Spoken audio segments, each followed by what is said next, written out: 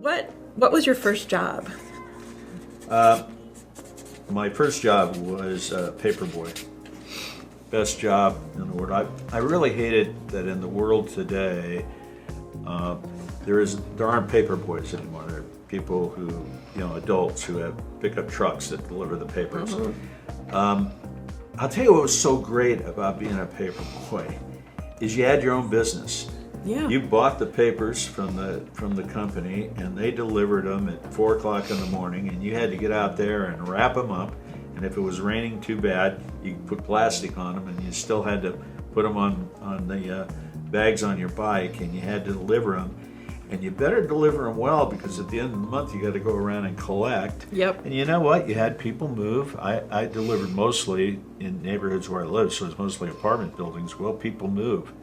They didn't leave a check for the paper boy. So, you realize the good and the bad about all of these things.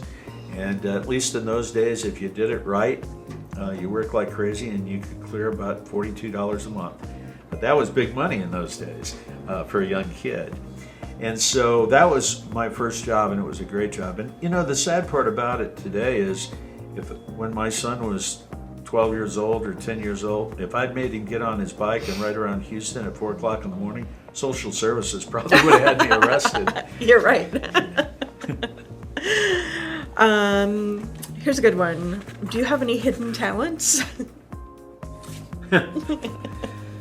Probably not. If I have any talents, I pretty much get them out there for everybody to see. So Thankfully for us. I don't keep any talents are wasted if they're hidden. The truth is, honestly, I have been very, very fortunate.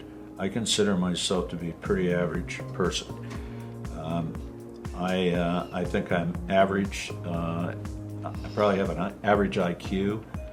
I think on everything I know, there was nothing in my background or my family's background. I was the first one from either side of the family to ever go to college. There was nothing really extraordinary about me. Maybe just my will to fight through it all, and catching some really lucky breaks that I now realize they're skills that could be learned if you had somebody to teach them to you. But when you don't, then it's either got to be built into you or you got to be lucky enough to have it happen to you, like that tornado when I was 8. Right. But yeah, I wish I had. I wish I was a good golfer. That's what I really wish. I don't know. I think your hidden talent might be writing really good books. Well, we'll see. And you didn't know it. What is the last book you read? The New Girl is a book that I'm actually in the middle of reading, and it's fictional, but it's really based. It's one of those fictional books that's sort of based on real events, and it has to do with the Khashoggi murder and the Crown Prince in Saudi Arabia, and it's really a very, very good book. But my two favorite authors, it's very unusual for me to read fiction. I like nonfiction best, and every book they've written I've read, and that's Malcolm Gladwell and Michael Lewis. Both of them are just, I'm a huge fan. And my favorite book from each of them, from Mr. Gladwell, it was David and Goliath. And for Mr. Lewis, it was The Undoing Project. Now, I love all their books, but those are my two favorite. That was my next question. What's your favorite book? Do you have a guilty pleasure? We have 2 hotels in Europe, 5-star hotels, and we have a Michelin star restaurant in each one. I really love to eat. And I have to really watch it. I'll tell you, I've probably always been a little bit overweight, but I could be really overweight if I let it go. Because I love eating. So do I. I can't blame you for that. And a good wine. Yes, that too. What is the last movie you saw in theaters?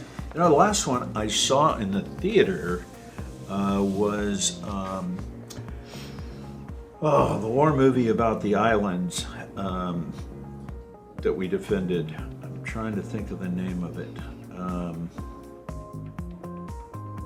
I can't think of it. It's a recent movie, and it's... No, it's not 1917. It's World War II, Battle of Midway. Midway. Really good. But the last movie I saw was on an airplane 2 days ago, and it was really an unusual movie. I got a big kick out of it, and if you told me what the plot was going to be, I would have said I'd never enjoy that movie. And that's Jojo Rabbit. I knew you were going to say that. It is really an offbeat little movie, but actually brought out all sorts of emotions in me that were a surprise. You're the second person in the last 3 days that has told me that. Is that right? Yeah, the last person told me that he cried a little bit. Yeah, I did too, actually. I did too, Watching yeah. it. It's really a sweet movie and some great acting in that movie. Who's the most interesting person you've met recently? A guy by the name of J.P. McManus. J.P. is maybe the richest guy in Ireland, certainly one of them. He's a billionaire, self-made billionaire. Made his money initially through gambling. He really knew how to handicap the horses. Now he raises thoroughbreds. He owns huge resorts in the Bahamas. But my favorite hotel in the world is called the Dare Manor outside of Limerick. If you were going to fly into Ireland, you go into Shannon. It's about a 45-minute drive. It was incredible before, but JP bought it, and I don't know, put $200 or $300 million into it. In fact, they're going to host the Ryder Cup in 2026, and so getting to know J.P. McManus, he's one of the most humble, incredible people you'd ever want to meet. You would have no way of knowing that this guy is, if you met him on the street, that he is near as wealthy as he is. He doesn't play up his wealth at all, and yet what he creates is unbelievable beauty.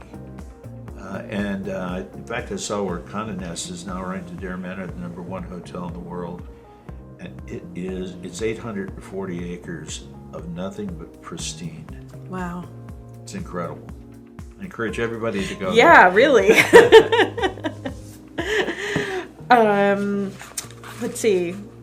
What cause is dear to your heart? Scholarship. I'm vice chairman of the board of regents at Pepperdine University. All of the money that we give there goes into various scholarships. I've been involved deeply with the scholarship program at Horatio Alger. We're very committed to scholarship there. Our personal foundation is used probably 80% for scholarships. So scholarship, helping young people get a college education that they might not otherwise get because of, for whatever reason, student debt, inability to pay, whatever you want to call it, is something that Callie and I really enjoy doing.